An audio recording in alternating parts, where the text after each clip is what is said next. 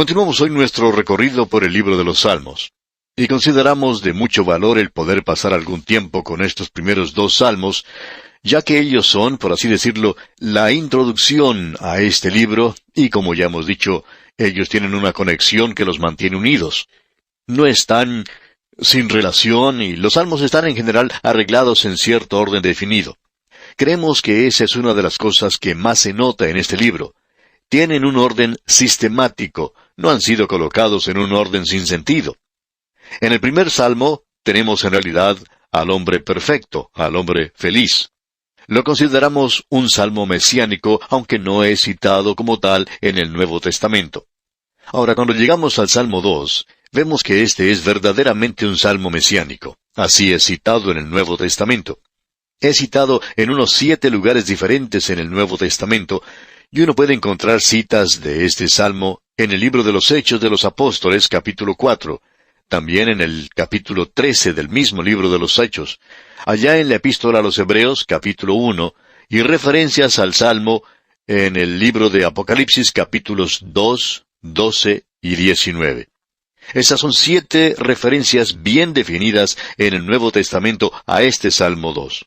Así es que lo podemos llamar en verdad un salmo mesiánico. Es uno de los 16 salmos que son verdaderamente mesiánicos. Pero como ya hemos indicado anteriormente, creemos que todos los salmos hablan de él. Este libro de Salmos es en realidad un himnario y todo es acerca de Cristo. Así es que en el Salmo 1 tenemos al hombre perfecto, al hombre feliz. Pero en el Salmo 2 tenemos al hombre en rebelión. Vemos a toda la humanidad en rebelión contra Dios. ¡Qué cuadro del libro de Génesis el que tenemos! Y esta es la sección de Génesis del libro de los Salmos. El hombre fue creado perfecto, el primer Adán en el jardín de Edén. ¿Y qué ocurrió? Él se convirtió en un hombre rebelde, huyó de Dios. Ya no busca a Dios, sino que trata de apartarse de Él.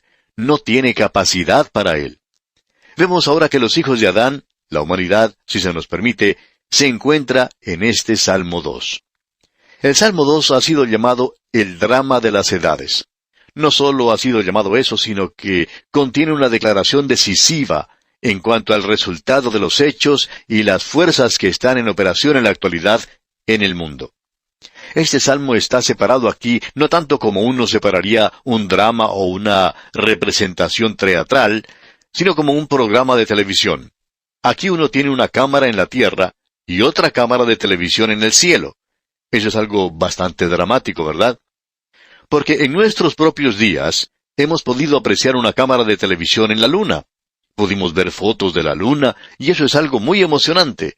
Y también pudimos apreciar algunas fotos enviadas desde el planeta Marte por un artefacto mecánico que aparentemente está rotando alrededor de ese planeta.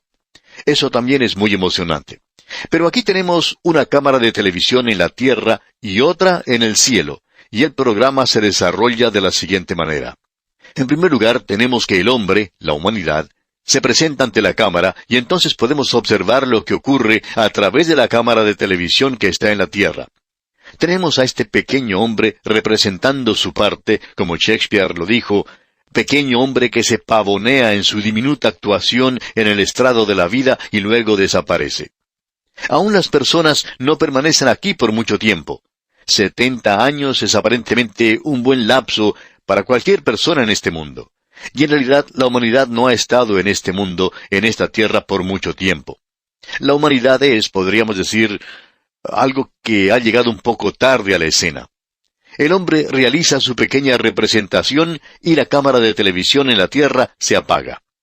Se enciende ahora la cámara de televisión en el cielo, y Dios el Padre tiene algo que decir. Luego la cámara se mueve hacia la derecha de Dios y allí enfoca al Hijo de Dios, quien también dice algo. Luego la cámara de televisión en los cielos se apaga y se enciende una vez más la cámara en la tierra. Y la última palabra es dada de parte de Dios por el Espíritu Santo en la tierra. Y Él da una palabra de advertencia y de llamado a la humanidad aquí en este mundo. Ahora, con esto en mente, miremos este programa de televisión. Se enciende la cámara de televisión en la tierra y la humanidad está en escena y es hora para que la humanidad represente su parte. Ahora, ¿llegará la humanidad a ser una persona noble en su relación con Dios? Bueno, observemos. Leamos el primer versículo de este Salmo 2. ¿Por qué se amotinan las gentes y los pueblos piensan cosas vanas? Vemos aquí que las naciones del mundo se reúnen y sus gentes, las multitudes, se están congregando y ellos piensan cosas vanas. En realidad esta palabra vano quiere decir vacío. Cualquier cosa que los haya reunido a ellos en este gran movimiento de protesta nunca llegará a cumplirse. Está completamente vacío. Todo es producto de un sueño que nunca será realidad. Pues bien, veamos lo que es. Veamos el versículo 2 en su primera parte. Se levantarán los reyes de la tierra, y príncipes consultarán unidos. Ahora este es un movimiento de protesta bastante diferente. No es producto de algún grupo minoritario, sino que proviene de un grupo ya establecido. Aquí se encuentran los reyes, los gobernantes políticos, y los príncipes que aquí se menciona son los guías religiosos. Todos ellos aquí están unidos al unirse la política, la iglesia y la religión. Ahora, ¿qué es lo que los reúne a ellos en esta ira y furor tan grandes y esta cosa vacía? Pues lo alarmante es que se reúnen contra Jehová el Señor y contra su ungido. Ahora ellos están unidos contra Jehová y contra el Mesías porque esa es la palabra aquí utilizada. Y esa palabra Mesías, que se llevó al Nuevo Testamento en el griego, es Cristas. Y nos llega en nuestro idioma castellano como Cristo. Aquí pues tenemos un gran movimiento, un movimiento mundial contra Dios y contra Cristo. La pregunta siempre ha sido, ¿cuándo comenzó este movimiento? Pues bien, este movimiento comenzó hace más de 2000 años, se nos dice allá en el capítulo 4 del libro de los Hechos de los Apóstoles. Allí se nos dice de la primera persecución que sufrió la iglesia, y cuando los apóstoles fueron liberados, ellos regresaron a la iglesia, y la iglesia elevó entonces su voz y dio gracias a Dios, y luego mencionaron este salmo, que por boca de David tu siervo dijiste, ¿por qué se amotinan las gentes y los pueblos piensan cosas vanas? Se reunieron los reyes de la tierra, y los príncipes se juntaron en uno contra el Señor y contra su Cristo. Ahora, ¿cuándo comenzó todo esto? Bien, no se nos deja que utilicemos nuestra imaginación en esto. El Espíritu de Dios nos da la interpretación, y aquí la tenemos en el capítulo 4 del libro de los Hechos de los Apóstoles, versículo 27. Leamos. Porque verdaderamente se unieron en esta ciudad contra tu santo Hijo Jesús, a quien ungiste, Herodes y Poncio Pilato, con los gentiles y el pueblo de Israel. Aquí vemos a los gentiles con sus guías, su religión con sus guías y los gobernantes políticos y religiosos, todos reuniéndose contra Dios y contra Cristo. Ahora esto es algo que parece increíble y alguien quizá diga, bueno, es algo difícil para mí creer eso en este momento. Yo no creo que el mundo esté contra Cristo. Bueno, observemos esto, amigo oyente. Este movimiento comenzó cuando Herodes y Poncio Pilato se hicieron amigos, y por primera vez los gobernantes religiosos y Pilato se pusieron de acuerdo, y Jesucristo fue clavado en una cruz. Eso inició el movimiento que creció de tal manera que llegó a nosotros a través de los siglos, y que finalmente culminará en un poderoso crescendo sobre esta tierra, una rebelión gigantesca de todo el mundo contra Dios y contra Cristo. Muchos de nosotros creemos que encontrará su punto final durante el tiempo de la gran tribulación, después que la iglesia haya sido llevada, quitada de este mundo. Y eso es un poco difícil de creer para la gente en la actualidad. Nosotros podemos decir, gracias a la información que tenemos en este libro, de la dirección que está siguiendo este mundo, que debemos utilizar muchos detalles aquí para aclarar todo esto. Pero quisiéramos añadir aquí que el mundo en la actualidad no está opuesto a un Cristo, a un Jesús liberal. El Jesús del liberalismo nunca vivió y creemos que eso lo podemos probar porque no tenemos ninguna información de él. El Jesús del liberalismo no nació de una virgen, no hizo ninguna clase de milagros, tampoco murió por los pecados del mundo y no resucitó de la tumba. El único Jesús que vivió está mencionado aquí en la palabra de Dios, y Él tuvo un nacimiento virginal, Él hizo milagros, Él murió por los pecados del mundo y se levantó nuevamente de la tumba para nuestra justificación. Ahora ese es el único Jesús del cual tenemos documentación histórica. Pero el Jesús del liberalismo es un producto de la imaginación. Él es el Jesucristo superestrella y toda esa clase de cosas que agrada al hombre del mundo. Pero al Jesús de la Biblia, ellos no están preparados para aceptarlo aún. El día de hoy tenemos a grandes naciones que están edificadas bajo una política, una filosofía de ateísmo que no es simplemente neutral, sino que es un ateísmo activo, una oposición contra Dios, y eso es fuera de lo común. Y es algo que se desarrolló durante nuestra época, por lo menos durante los días de muchos de nosotros, y son ateas. Las grandes naciones del pasado nunca fueron ateas, ellas fueron naciones politeístas, es decir, adoraban a muchos dioses, pero nunca fueron ateas. Existe ahora una oposición activa contra Dios y contra Cristo. Ahora usted me pregunta, ¿y cómo es eso? ¿Cómo lo podemos demostrar? Bueno, aquí lo tenemos. Veamos el versículo 3 de este Salmo 2. Rompamos sus ligaduras y echemos de nosotros sus cuerdas. Bien, Dios ha puesto ciertas ligaduras sobre la humanidad. Quisiéramos mencionar algunas de ellas. El matrimonio es una. Los hombres en la actualidad están tratando por todos los medios a su alcance de librarse del matrimonio. Dios no lo dio simplemente para los creyentes, sino que Él dio el matrimonio para toda la humanidad, para el bien de ella. Él no lo dio simplemente para herir a la humanidad. Fue Dios quien los hizo varón y mujer, y creó en ellos un amor del uno para con el otro. Cuando Dios creó a la mujer, ella fue creada para ser una ayuda idónea para el hombre, y eso quiere decir que ella es la otra mitad de él, para que respondiera al hombre, para que éste fuera completo. Fue Dios quien trajo esa relación maravillosa de amor a este mundo. Pero en la actualidad, los hombres quieren librarse de esta obligación del matrimonio. Rompamos sus ligaduras y echemos de nosotros sus cuerdas, dicen.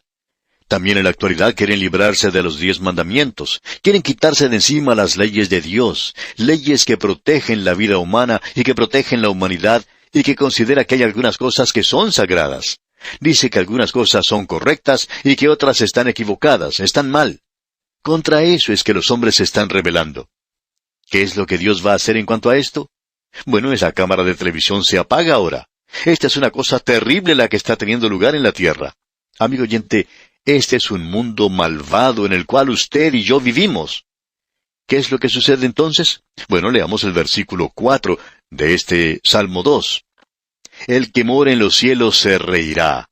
El Señor se burlará de ellos. Esa risa de Dios no es una risa de humor, aunque Dios tiene un sentido del humor.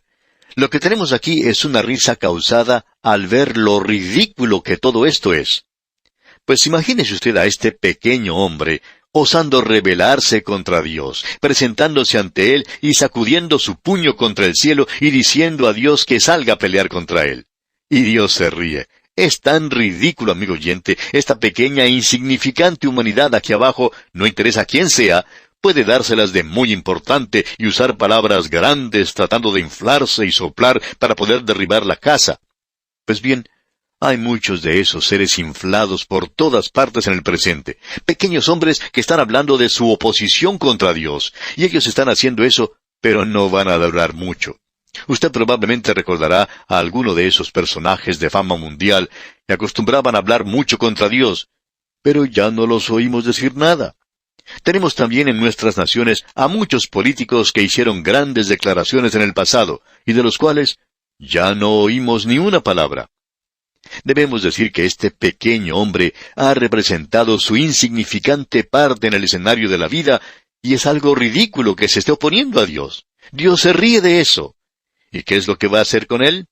Pues Dios continuará con su programa, y su programa es el de poner a este rey sobre el Monte Santo. Dios tiene un gran propósito y Él lo va a realizar. El Señor Jesucristo habla ahora, y la cámara de televisión lo enfoca. Leamos el versículo 7. Dice, yo publicaré el decreto. Aquellos que me están escuchando en este momento y que están familiarizados con la teología, saben que el Señor Jesucristo es quien ejecuta todos los decretos de Dios. Y aquí se nos dice, Jehová me ha dicho, mi hijo eres tú, yo te engendré hoy. Quisiéramos que usted preste atención a esto, amigo oyente, y que escuche cuidadosamente, porque hay quienes dicen que Jesús es un predicador, que Él nació como cualquier otra persona, pero eso no es lo que la palabra de Dios está diciendo. El apóstol Pablo en su gran sermón en Antioquía de Pisidia, y creemos que ese fue uno de los mejores sermones que Pablo predicó, dijo lo siguiente, y aquí tenemos la interpretación del Espíritu Santo de lo que se quiere decir aquí por medio de esta declaración del Salmo 2. Pablo dijo, la cual Dios ha cumplido a los hijos de ellos, a nosotros, resucitando a Jesús. Escucha atentamente, amigo oyente. Esta es la interpretación de la resurrección de Jesucristo. Esto lo tenemos allá en el capítulo 13 del libro de los Hechos de los Apóstoles, versículo 33. Escuche. Resucitando a Jesús. Como está escrito también en el Salmo 2, mi hijo eres tú, yo te he engendrado hoy. Ahora, ¿lo engendró en su nacimiento en Belén? No, amigo oyente, él no está hablando de eso. Lo engendró sacándolo de la tumba de José en la resurrección. De eso es de lo que está hablando aquí. No tiene ninguna otra referencia a lo demás. Y volviendo ahora al Salmo 2, leemos en el versículo 8, Pídeme y te daré por herencia a las naciones, y como posesión tuya los confines de la tierra. Y este no es un texto misionero a propósito. No tiene ninguna referencia al programa misionero de la actualidad, porque nos podemos dar clara cuenta de lo que él está diciendo en realidad. ¿Cómo tomará él posesión de las naciones del mundo? ¿Predicando el Evangelio? No, amigo oyente. Escuche lo que dice aquí el versículo 9. Los quebrantarás con vara de hierro, como vasija de alfarero los desmenuzarás. Esa es la manera en que él regresará por segunda vez a la tierra para apagar la rebelión.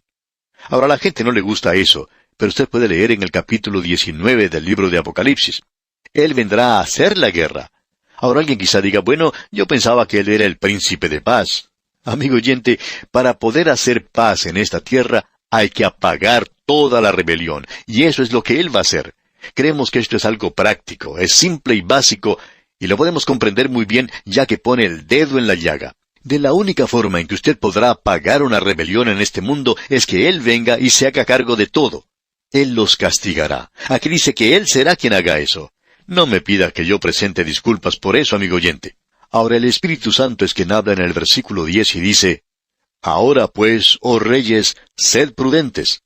Admitid amonestación, jueces de la tierra. Sus mensajes siempre han sido dirigidos a los gobernantes de este mundo. Al comienzo con Faraón en Egipto, cuando José era su primer ministro. Daniel fue el primer ministro de Nabucodonosor en Babilonia, y más tarde lo fue de Ciro, rey de Persia. Dios ha presentado sus mensajes a través de ellos a estos gobernantes, y Él tiene un mensaje para nosotros en la actualidad. En el versículo 12 podemos leer en su primera parte, Honrad al Hijo para que no se enoje. Un profesor de un seminario teológico, el Dr. George Gill, acostumbraba a decir que esta era la forma del Antiguo Testamento de decir, cree en el Señor Jesucristo y serás salvo. Y eso es lo que el Espíritu de Dios está diciendo al hombre en la actualidad. Cree en el Señor Jesucristo. Usted recuerda que alguien vino y lo adoró y le dio un beso al Señor Jesús aquí en la tierra. Fue Judas. Y usted recuerda que aún en el último momento el Señor Jesucristo le dijo, amigo, ¿a qué vienes? Él le podía decir a Judas, tú has cumplido con la profecía, quizá has sido predestinado a traicionarme, pero no has sido predestinado a perderte. Aún te puedo llamar mi amigo, y tú puedes cambiar ese beso de traición por un beso de recepción. En el versículo 12 de este Salmo 2 leemos, Honrad al Hijo para que no se enoje, y perezcáis en el camino, pues se inflama de pronto su ira. Bienaventurados todos los que en Él confían. Usted puede poner su confianza en Él, amigo oyente. Eso nos indica que usted tiene algo que hacer con el Señor Jesucristo, no importa quién sea usted. O usted viene a Él y le recibe como su Salvador, o algún día usted tendrá que presentarse ante Él en su presencia para ser juzgado. Él o bien es su Salvador, o bien será su juez. No puede ser ambos. Él tiene que ser uno solo. Usted lo puede tener hoy como su Salvador. El Espíritu Santo en este mismo momento le está diciendo a usted, honrad al Hijo, cree en el Señor Jesucristo y será salvo. Y aún se pronuncian estas palabras, bienaventurados todos los que en Él confían. Este es un plan maravilloso, amigo oyente. Tiene su mirada puesta en la segunda venida de Cristo y también mira hacia el pasado y observa la primera llegada de Cristo. Dios le levantó a Él de entre los muertos y Él está sentado hoy a la diestra de Dios y algún día vendrá a establecer su reino. Este es un salmo maravilloso. Amigo oyente, estamos ya al final de este programa, pero no deseamos concluir sin antes invitarle una vez más a que usted tome el paso decisivo de aceptar en este momento a Cristo Jesús como su Salvador personal. El Señor Jesucristo está esperándole con los brazos abiertos. Él desea darle la salvación. Él ya ha tomado el paso inicial, pero usted tiene que tomar el paso decisivo. Usted tiene que acudir a Él. Usted tiene que acercarse a Él y decirle, Señor, ven a mi corazón, entra en Él, sálvame. Hágalo ahora, amigo oyente. Acuda al Señor Jesucristo y puedo asegurarle que no se verá defraudado. Ábrale hoy las puertas de su corazón y sea salvo por toda la eternidad. Dios le ayude a hacerlo. Y así concluimos nuestro estudio de este Salmo 2. Dios mediante, en nuestro próximo programa, continuaremos nuestro recorrido por este libro de los Salmos y vamos a observar lo que nos dice el Salmo 3. Le invitamos, pues, a que nos acompañe. Será, pues, hasta entonces, amigo oyente, que Cristo sea desde hoy su amado Salvador, es nuestra ferviente oración.